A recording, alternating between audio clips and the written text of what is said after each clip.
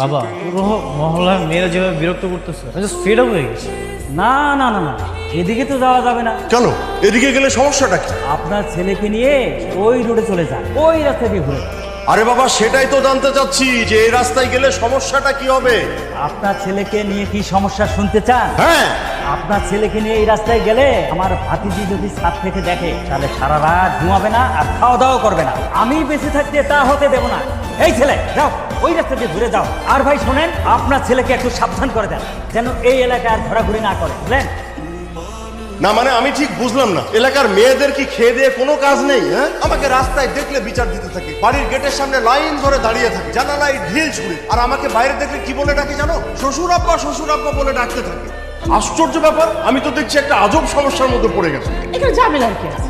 আমার ছেলে লাখে, ওকে দেখে মেয়েরা তো প্রেমে পড়তেই পারে। আর মেয়েরা যখন প্রেমে পড়ে আমার কি মনে হয় জানো, আমি একটা ডায়মন্ড ছেলে জন্ম দিয়েছি। হ্যাঁ, তোমার তো ভালো লাগবে, তোমাকে তো আর বাইরে যেতে হয় না, বাইরে আমাকে যেতে হয়, 10 জনের সঙ্গে মিশতে হয়, কথা বলতে হয়, কাজকর্ম করতে হয়। আমাকে দেখলে সবাই তোমার ছেলের নামে কমপ্লেন করতে থাকে। এই শোন, তুই না কালকে থেকে বাড়ি থেকে বের হওয়ার সময় বড় দেখে একটা মাস্ক লাগাবি আর একটা বড় বড় সানগ্লাস লাগিয়ে তারপরে বাইরে যাবি, ঠিক আছে? বন্ধু, তুই চলে এসেছিস, কিন্তু তোর সাথে এটা কি? আমার মেয়ে মেঘলা। ওয়ালাইকুম আসসালাম। না না না না না, এইভাবে তো ভিতরে যাওয়া যাবে না, তুই আগে উপরে যা, উপরে গিয়ে তোর মেয়েকে রেখে তারপরে তুই আমার বাসায় আয়। কি বলছিস আমি কিছু বুঝতে পারছি না। মেয়েকে উপরে রেখে আসবো কেন? কারণ আমার বাসায় আমার ছেলে আছে, আর আমার ছেলেকে যদি তোর মেয়ে দেখে তাহলে আমি নিশ্চিত তোর মেয়ে আমার ছেলের প্রেমে পড়ে।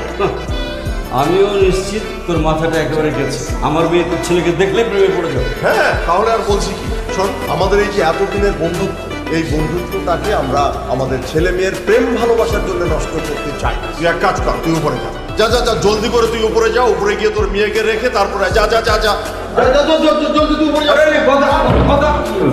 এটা কি হলো বাবা? বুঝলাম না রে মা, তুই এই তোর ছেলেকে দেখাবো তুই প্রেমে পড়ে যাবি।